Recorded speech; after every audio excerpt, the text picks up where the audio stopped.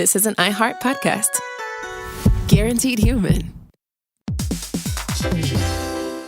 Every parent should know the car ride soundtrack. Are we there yet? How much longer? I'm bored. Well, if you're taking an extensive car ride anywhere and you've downloaded the Lingo Kids app prior to leaving the house, you may experience something strange, right, Chuck? That's right. You may experience silence from the back seat. Your kid may go an entire car ride without asking once if they were there yet. How about that? And by chance of miracle, they may even ask if you could drive longer. Yeah, that's the magic in Lingo Kids. Over 4,000 interactive games, songs, and shows, including their favorite Disney characters. It turns the longest drives into the easiest ones, and honestly, you won't understand why you didn't download it sooner. That's right. Lingo Kids is the #1 entertainment platform for young kids, and it's free to download. Or go plus with the Lingo Kids subscription and unlock even more content your kids won't be able to get enough of. You can save up to 60% on the yearly plan. Just search Lingo Kids in the App Store or Google Play. Lingo Kids, everything kids love.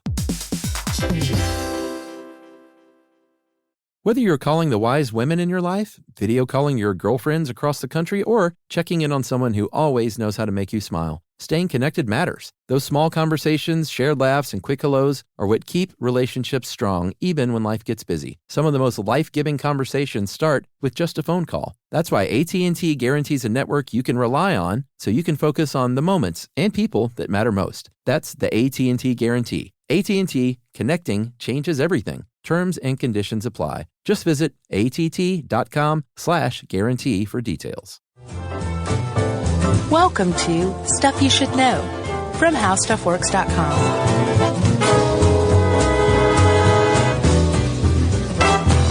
Hey, and welcome to the podcast. I'm Josh Clark. There's Charles W. Chuck Bryant. Guest producer Noel is here. Noel's moved in. Yeah? Yeah. Is that what that cot is on the floor? He works constantly. You know what my superhero nickname was as a child? I'll tell you. Plasma Boy. No, it wasn't. Yeah, I'm just kidding. That was a weird joke. Why? We're talking about plasma. Plasma Boy? Yeah, like Radioactive Man and Plasma Boy. Right. Yeah. But it wasn't Plasma Boy. It was, what was it? What was the about? sidekick's name? Radioactive Man's sidekick. Oh, I was just that using Bart that as a played. reference. Now I want to know, dude. Well, the answer is Fallout Boy? that's a band. I know, but I wonder if it's based on that. Oh, maybe. I don't know. We'll find out, won't we? Well, we'll look it up and then we'll find out with a million emails. So, Plasma Boy, huh? I wish. You must have an affinity for this episode, then. Yeah, it's great. Chuck, you know when lightning strikes the Earth?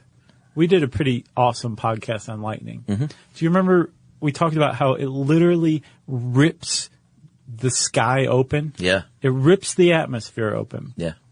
And as it's traveling down through this ripped open atmosphere, the air on either side of this stuff is superheated to about 20,000 degrees. It's more than 3 times the surface temperature of the sun. Yeah. Celsius, I should say. Celsius, not even Fahrenheit. Yeah, it's about 12 grand Celsius, roughly. It's super hot, right? Yeah. Or, I'm sorry, Fahrenheit. Does it say Fahrenheit? Yeah. 12 grand Fahrenheit. Yeah. Okay. At any rate, 20,000 degrees Yeah. is lightning. And when the air is superheated, it takes on what's commonly called the fourth state of matter, plasma, right? Yeah. So you've got solid, boring, liquid, bleh, gas. Awesome. Okay, but plasma is super awesome gas. Yeah. It's a bit like a gas, and usually it starts out as a gas, but it holds an electromagnetic field, or creates an electromagnetic field, and it holds an electrical charge. It has free-roaming electrons just running through it, doing all sorts of crazy stuff. Yeah. It just basically breaks gas into like this crazy, weird, different type of fluid. And that's plasma. And it's awesome. Yeah. Ionized gas. Yes. Pretty good stuff. Super high temps, like you were saying. Uh-huh. And because it's a super high temp, what it can do is it can break down, it can cause something solid to undergo what's called molecular dissociation. Yeah. Which means it's not just burning something. It's not melting something. Right. It's actually exposing it to so much heat that the molecular bonds break apart and it becomes a pile of its components. Yeah. And it breaks it down from its compound of molecules to its atomic components. Yeah. Yeah, pretty amazing. It is very amazing. And it's, like you said, it's not burning. Like this process of, using a plasma torch to break something down, to decompose it, is actually what it's doing. Doesn't even need to use oxygen. Nope. So that means that it's a process called pyrolysis, which is intense heat that creates decomposition in some sort of matter, especially organic matter. Yeah. And as a result, you get these byproducts. If it's an organic piece of material, say like some corn stalks that Sure. you're using as biomass feedstock, it will become something called syngas. Yeah, synthetic gas. Right. And then if it's something like an old pair of roller skates. Yeah, we'll save those, first of all. Well, Don't plasma what if torch they're them? just not very good any longer? All right. So the leather was at one point organic. I guess it would still be considered an organic material. That turns into gas. Yeah. The metal in the skates, that will turn into something called slag, Yeah. right? And it undergoes a process of vitrification. Yeah, it does. Vitrification is where this stuff becomes the bonds break between it so thoroughly that it becomes basically a form of glass. Yeah, like volcanic glass almost, is at least what it looks like. Yeah, like obsidian. So, all this sounds great. We're kind of beating around the bush about what a plasma torch can do. Right. And here's the big bomb. Boom. Plasma torches can burn garbage and waste. Yes, and not only that, they can burn it without combustion, which means there's not a bunch of smoke. Yeah. And they can actually harvest the energy in that garbage in incredible ways. Yeah. Because it turns out garbage is chock full of potential energy. Yeah. You can release that energy when you burn it, like just regular incineration. Sure. But you only can maybe net about 15% of the energy that's locked into this big pile of garbage in like a landfill, right? What a waste. With using a plasma torch to create pyrolysis or gasification, you can net up to 80% of that energy that's locked in there potentially That's crazy. into garbage. So what we're talking about is a potential future where we are using plasma torches to create energy to sell back to the grid, to create steam, to turn those turbines like we're always still just knocked out. Yeah. That's how you create energy these days. Yeah. I'm sorry, electricity. Sure. And then sell off byproducts as well and make more money. Yes, it's like I cannot be more excited about this. And medical waste, chemical waste, Yeah. throw it in there. Yep. In fact, you know what? Throw anything you got in there, Daddy, except for like radioactive material. You got a swine flu outbreak? You take those pig carcasses, you throw them into the gasification chamber. There is no swine flu left. It is totally gone. Or how about this? I'll bring it to your farm. I'll have a small one set up. Yeah. You got a swine flu outbreak. I'll come to your farm. Sure. And I'll burn up all those nasty pigs. Right. You got some toxic waste? Oh, well, we'll just burn that Yeah. in a gasification chamber and we'll break it down to its inert components. It's not going to hurt anybody no more, little lamb. I guess we keep saying burn. Well, it's really tough not to. But Yeah. yes, you're right. So Let's say torch. torch. Yeah. Nice. All right. So let's talk. Strickland wrote this, Jonathan Strickland of Tech Stuff, and he did a great job. As always. And he seemed to be as excited about it as we are when he was writing it. Right. Because how can you not be? Let's talk about some of the parts of these things. The first thing that he points out that we should point out is that any plasma conversion gasification facility is going to be unique to its own needs. They're all custom built at this point. There's no standardized unit. There are some companies that are starting to, like Westinghouse has some that you can just like what amounts to off the shelf. The backyard gasifier? Pretty much. That'd be awesome. Yeah, Actually. I think they have like 3 different models, although I'm sure they will custom build you whatever you want. Yeah, you're probably right. But at any rate, when he wrote this, they weren't super standardized, and that's good that we're going toward that. But so what we're going to talk about is, sort of depends on the system. Sure. But what you're probably going to have is a conveyor belt that's going to move the garbage into the converter. Yeah, it's going to play that Bugs Bunny Powerhouse song. Oh man. Sometimes they will treat the stuff, like, although you could, if you had a big enough, machine, you could throw an entire car in it, let's say.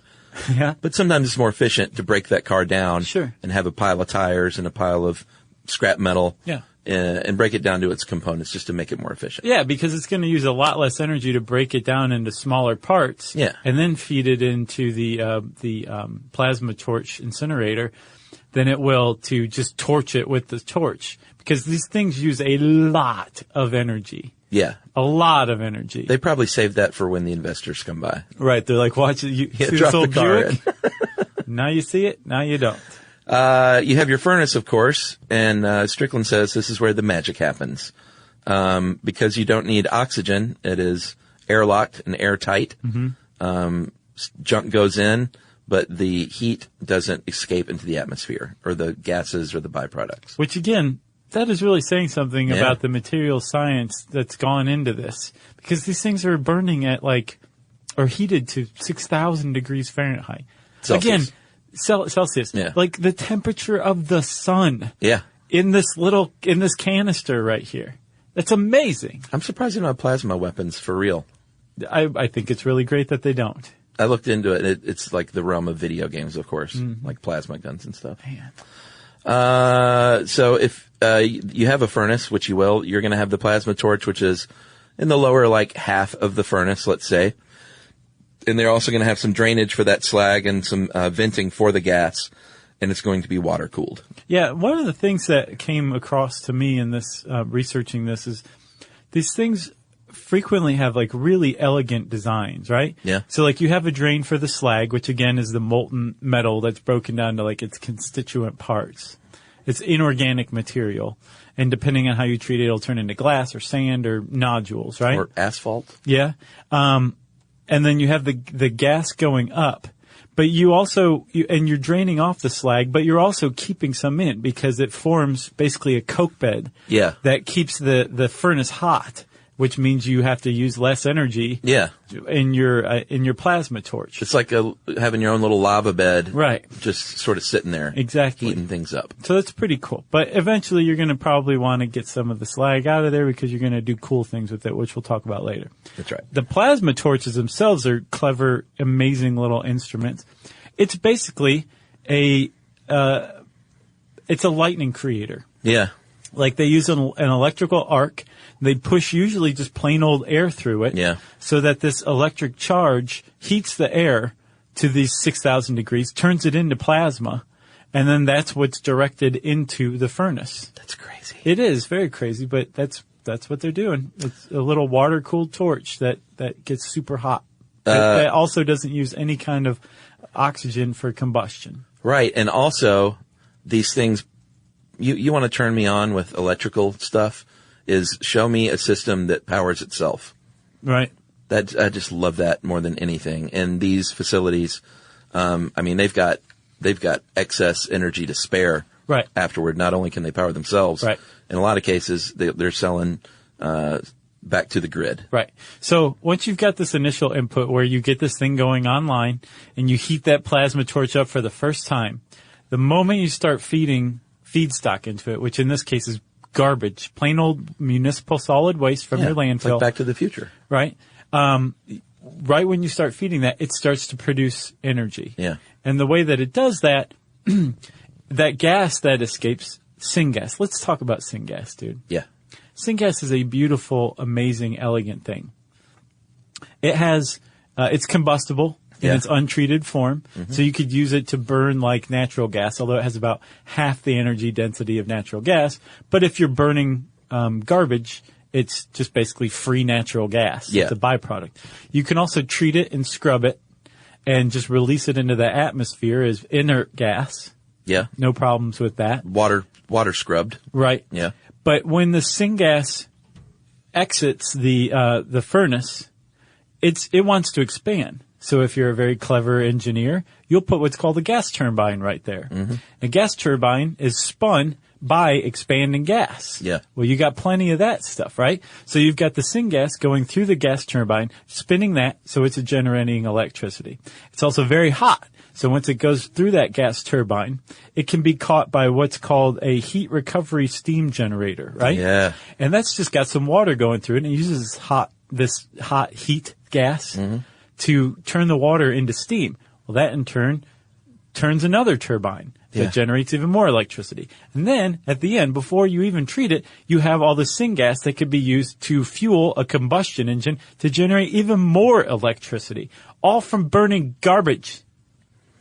All right, we have to take a break because I have to peel Josh off the ceiling because you're so excited about syngas. I am. All right, we'll be back in a sec.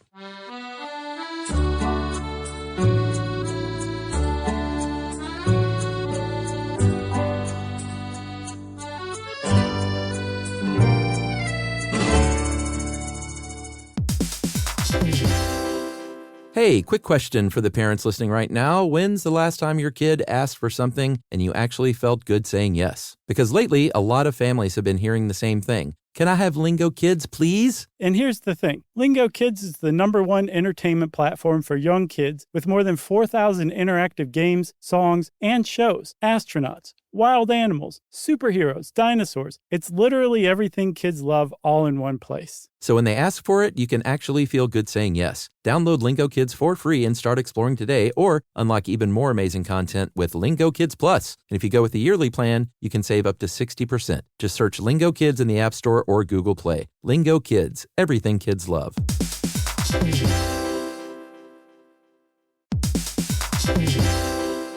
Hey everybody, I want to talk to you a little bit about Tide Evo because it represents over 10 years of innovation and product development. Tide Evo is a first-of-its-kind technology where tens of thousands of minuscule fibers are spun together to form a 6 times powerful layer packed with scrubbers, brighteners, pre-treaters, and fresheners. And that's going to deliver a breakthrough clean that's so powerful it feels like magic. Yeah, it is kind of like magic. Tide Evo is revolutionary. A 100% concentrated, waterless laundry tile that's made of compressed microfiber soap layers rather than liquid or powder. And it's not like pods or sheets because it uses 6 layers of detergent fibers to deliver superior cold water cleaning without plastic packaging of any kind. And it provides a mess-free, lightweight solution that dissolves lickety-split. So whenever you run into a laundry challenge, turn to Tide Evo. It's revolutionary. It's magic. Try new Tide Evo. Real laundry magic. Stuff you should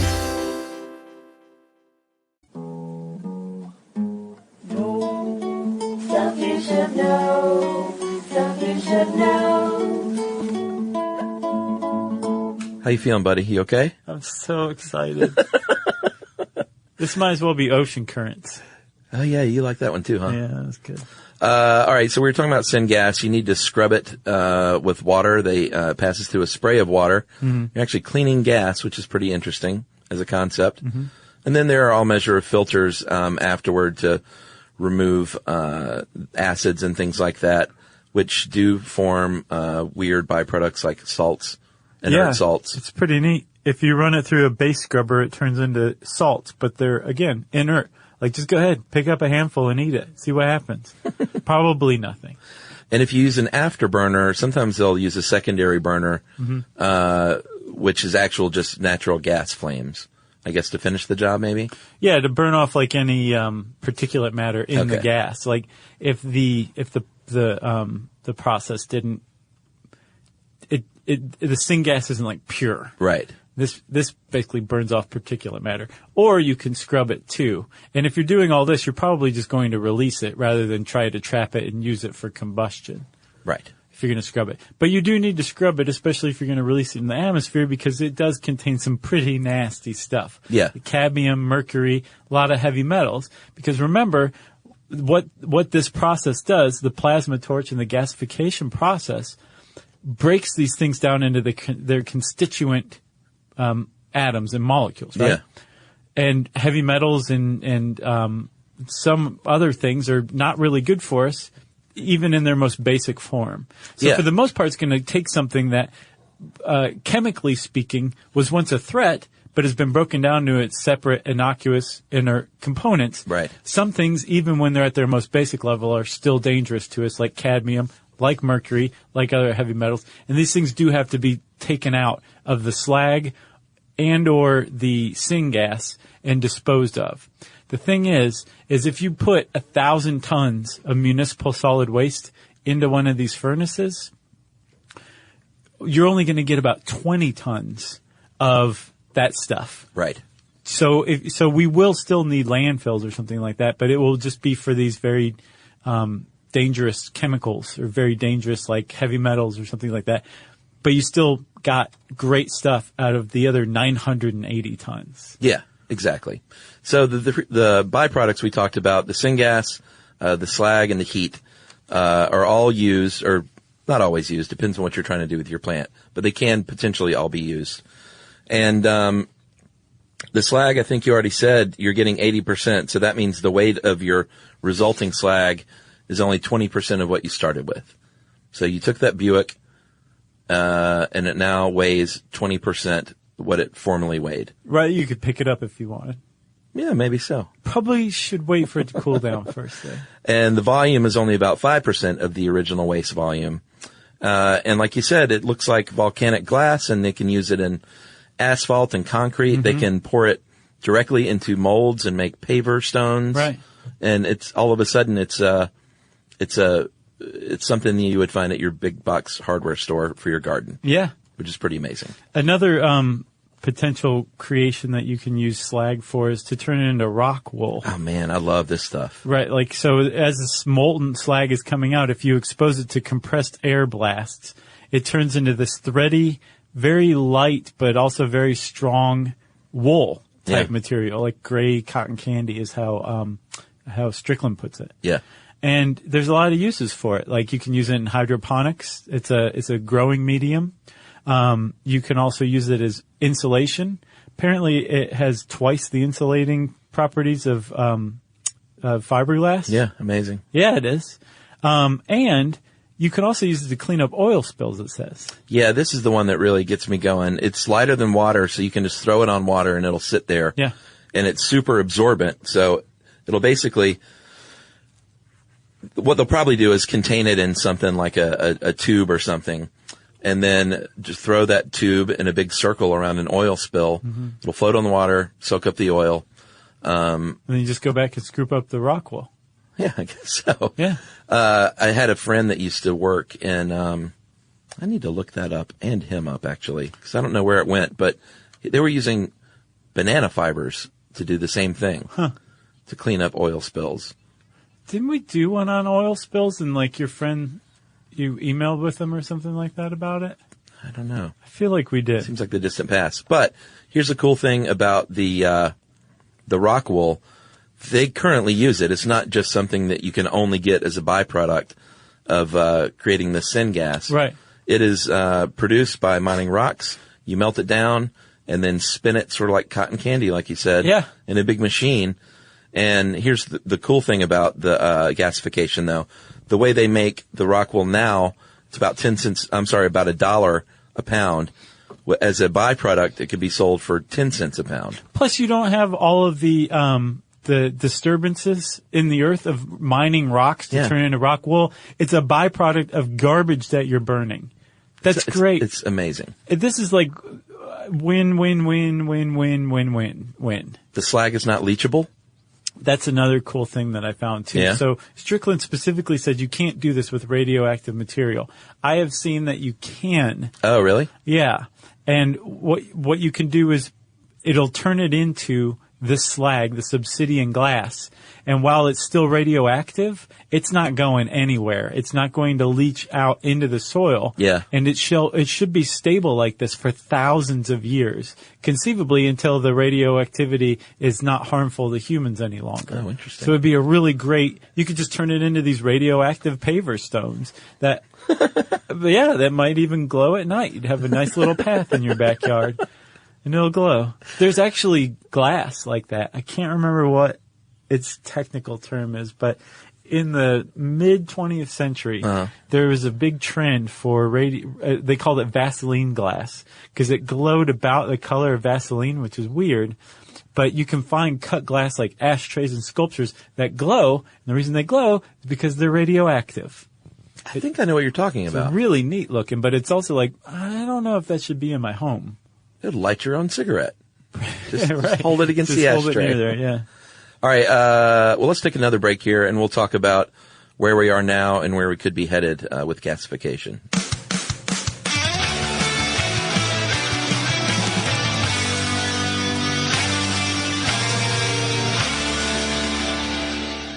Mom, can I have Lingo Kids? Dad, Lingo Kids, please! When did we become the Lingo Kids house? No idea. Last week it was dinosaurs. This week it's... Lingo Kids! Why Lingo Kids? Because it's the best thing ever. We can play games with astronauts, wild animals, and superheroes. With more than 4,000 interactive games, songs, and shows, Lingo Kids is the #1 entertainment platform for young kids. So, no dinosaurs? And dinosaurs! Lingo Kids! Everything kids love. Download it for free.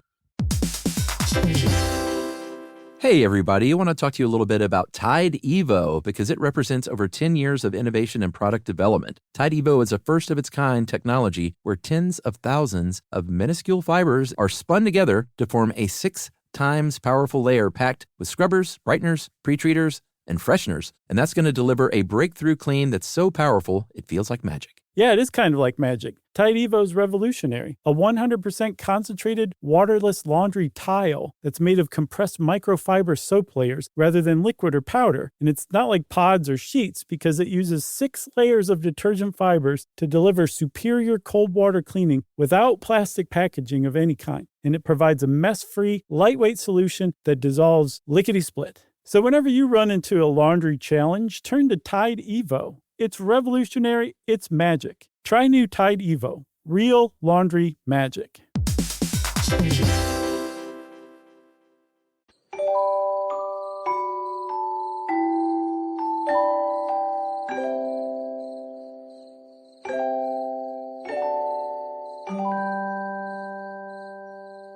All right. So here's what I've found, and this might not even be current.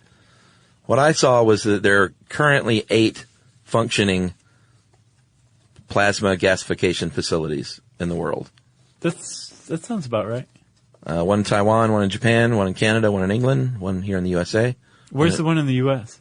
Think Vero Beach, Florida. Oh, yeah. One in India, one in China, and get this one. There's one on an aircraft carrier. Neat. That the U.S. is using. The idea is that it's a little small unit that basically just treats the onboard waste. Oh, that makes sense. So they envision a future where, like, cruise ships have these things. And they don't have to just dump all their garbage in the ocean while they're at sea. Exactly. Yeah. You treat all the waste, and I guess they could even sell byproducts if they wanted to. Yeah.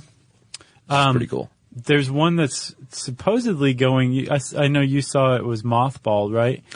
But there's one that's planned. They have like all of the, I guess, the licenses and certifications that they need to build one in Port St. Lucie, Florida.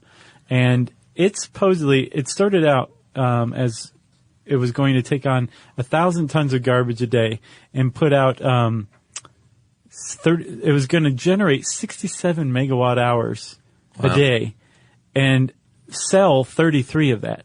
So it would completely power its own operations and still have 33 megawatt hours to put out, like to sell back to the grid as just more money that this thing's making, right? Yeah. What I saw is that, and I think it was like 2014, it said that it was going to be about 60% of that. So it would take in about 600 tons of garbage and generate a total output of 22 megawatts. But I don't know if it's coming or not. But either way, the thing that got me about this one, Chuck, was that they plan to not just accept landfill waste, but to go out and mine existing landfills and use those things as feedstock. And in fact, there was one in Utashinai, Japan, that closed down because they ran out of feedstock. They burned through all the garbage. Wow. Yeah. That's pretty great. Yeah. when you're out of garbage. Exactly. So you have to go get more garbage. Well, I guess we'll stop. Earlier this year, I think the world's largest plant they said it was near completion in May, so it may be done at this point. But a company called Air Products began processing 350,000 tons at this facility. Wow. Creating power. Wow, wait, 350,000 tons? Yeah, it said enough power for 50,000 homes. Wow. And 50 full-time jobs, which is not that many. Not for that much, but no, which must be highly automated, I would guess. Yeah, which is sort of good in a way. But I guess you'd want more jobs created too. Sure. It's sort of a balancing act, I guess. And it cost $500 million. And that is one of the stumbling blocks along the way. Strickland points out that anytime you have a new technology, it's going to be super expensive to get going. And everyone's dug in on the landfill and how we're doing things now. Mm-hmm. So it's going to take a lot. It'll get cheaper over time, like everything else. That's a new way of doing things. And you also have to win over the establishment with dollars. You have to show them why it'll be better for them financially. Well, yeah. Also, if say a municipality is kind of like, well, we're not going to close down the landfill, but if you guys want to open one, go ahead. Right. Well, then you have a plasma waste treatment facility and a landfill in direct competition. Mm-hmm. And if you are their customer, meaning you have some garbage that you want to take, you don't care where your garbage is going, probably. No. You want to go to whoever has the cheaper fees for accepting that garbage. Yeah. Because a landfill is a kind of an expensive proposition, their tipping fees are going to be high. It's basically the only way they can make money is by charging people to deposit their garbage.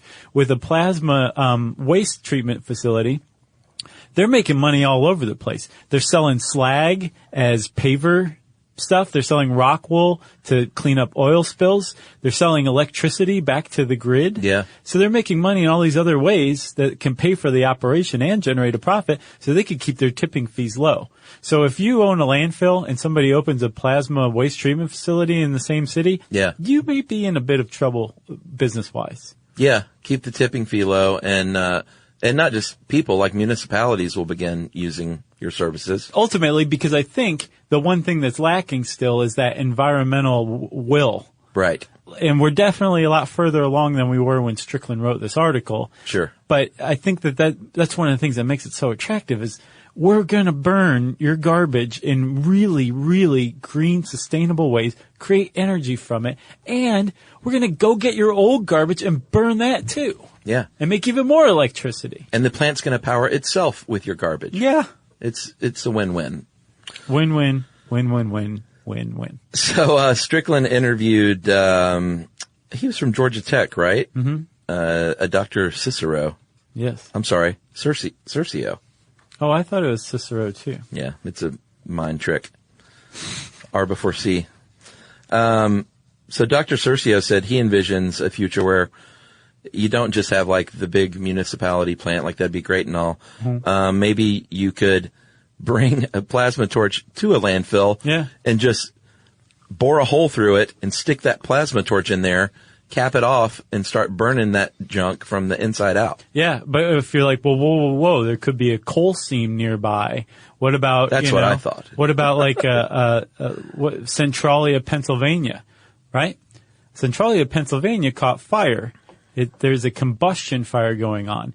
If any coal seam was exposed to this, it would just be decomposed into carbon, into its constituents. It wouldn't catch fire. That's nothing to do with this. Yeah. Again. So it's actually extremely safe. And the landfill itself would act as the furnace.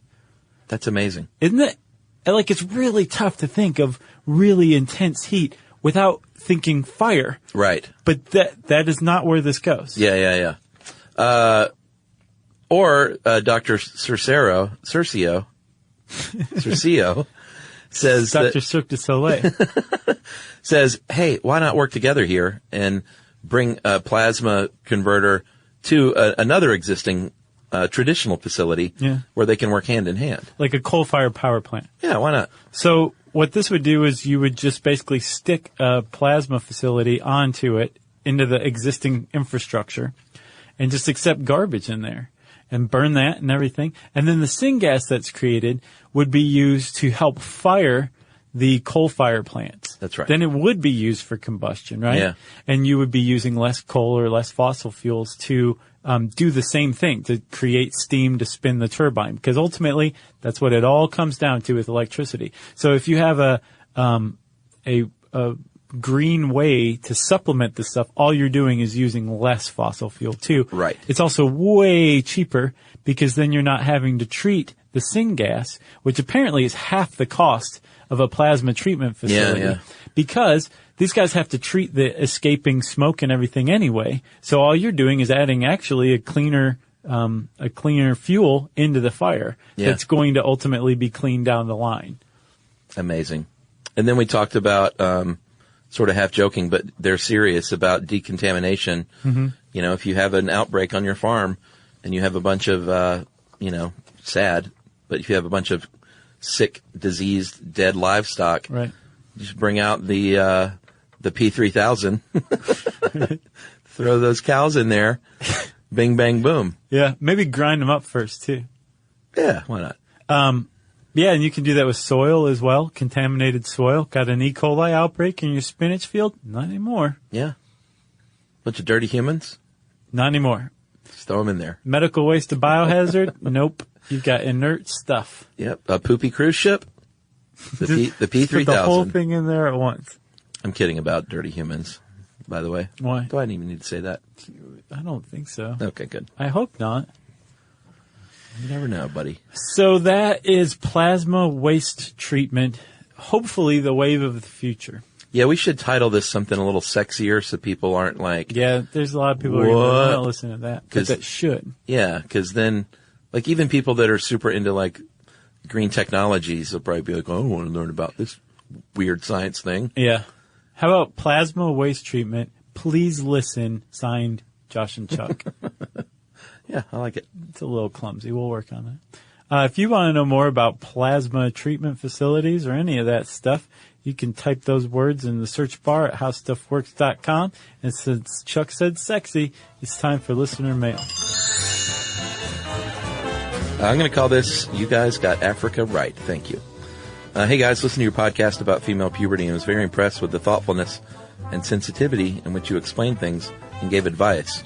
By the way, we heard from a lot of people on that. And thank you. A lot of young women, a lot of grown women, a lot of men and dads. Right. And that one meant a lot. It was really good to get that one right, I think. The one thing that we didn't quite get right, that someone has pointed out more than a few times, is we said boy crazy a lot, and we should have gone out of our way to say, like, you might also be girl crazy, or you might not have sexual feelings and thoughts. I wish we had that one back. I know. That's, I'm giving us a break on that because we people know how we feel about that stuff. We just didn't point it out as strongly as we should have. But that's how things change and improve, though. I know. Well, we're saying it now. Young ladies out there going through puberty, you might like other girls. You might not like boys or girls. And all that's okay, too. Yes. All right. Thanks for saying that. So back to this. Probably listened to about 200 or more of your podcasts. Oh, man, you got a long way to go, buddy. And I'm always... He's like, I'm almost to 301. Yeah. Only 500 after that. I'm always happy to hear you guys do your best to be specific when you make references to events in countries or geographic regions. What I mean by this is you don't generalize like a lot of people do and say crap like in Africa they blah, blah, blah, or in Europe it's normal to blah, blah, blah. When you got to the part of your latest show where you talk about female puberty rights, I was elated to hear you being careful enough to say in Ghana there is a village where ... The reason for my reaction is that I've lived in the U.S. for 20 years, but I'm from Ghana. There are at least 20 distinct ethnic groups and languages in Ghana alone. Wow. And I know for a fact that the ritual you described is not done in all of them. In fact, I've heard of it, but I don't think it happens anymore. By the way, the official language in Ghana is English, so we are able to communicate with each other. Nothing irritates us Africans more than to hear someone start a sentence with, in Africa. I bet. Sure. Like a continent that huge. Yeah. Because no one says, well, in North America. No, but they just say, like, in the U.S. Or at True. least it's a confederation of, like, associated states. In Africa, it's like, yeah, you're putting the whole continent in, and it's all these different countries with all these different cultures. Yeah. It's amazing. So thanks, guys, for being so thoughtful and professional. Eric from Seattle, by way of Ghana, I guess. Yeah. Thanks a lot, Eric. Appreciate that. Thank you. Great. If you want to get in touch with us, whether to give us big ups or poo-poo us or submit some sort of neutral statement that's fact-based, who knows? We get those a lot. Yeah. You can tweet to us at SYSK Podcast. You can join us on Facebook.com/Stuff You Should Know. You can send us an email to stuffpodcast@howstuffworks.com. And as always, join us at our home on the web, stuffyoushouldknow.com.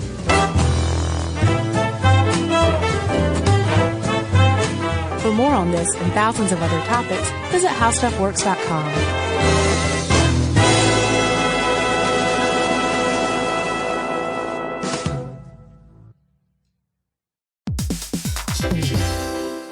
Every parent should know the car ride soundtrack. Are we there yet? How much longer? I'm bored. Well, if you're taking an extensive car ride anywhere and you've downloaded the Lingo Kids app prior to leaving the house, you may experience something strange. Right, Chuck? That's right. You may experience silence from the back seat. Your kid may go an entire car ride without asking once if they were there yet. How about that? And by chance of miracle, they may even ask if you could drive longer. Yeah, that's the magic in Lingo Kids. Over 4,000 interactive games, songs, and shows, including their favorite Disney characters. It turns the longest drives into the easiest ones, and honestly, you won't understand why you didn't download it sooner. That's right. Lingo Kids is the #1 entertainment platform for young kids, and it's free to download. Or go plus with the Lingo Kids subscription and unlock even more content your kids won't be able to get enough of. You can save up to 60% on the yearly plan. Just search Lingo Kids in the App Store or Google Play. Lingo Kids, everything kids love. Introducing the all-new Mazda CX-5, featuring more connection. Hey Google, where's the nearest Pilates class? Safety that has your back. More discovery on the scenic routes. More passion in the details. And more control in changing weather. The all-new Mazda CX-5. More to move every side of you. See it in 5 films at MazdaUSA.com/5sides. Google is a trademark of Google LLC. Sequences shortened and simulated. This is an iHeart podcast. Guaranteed human.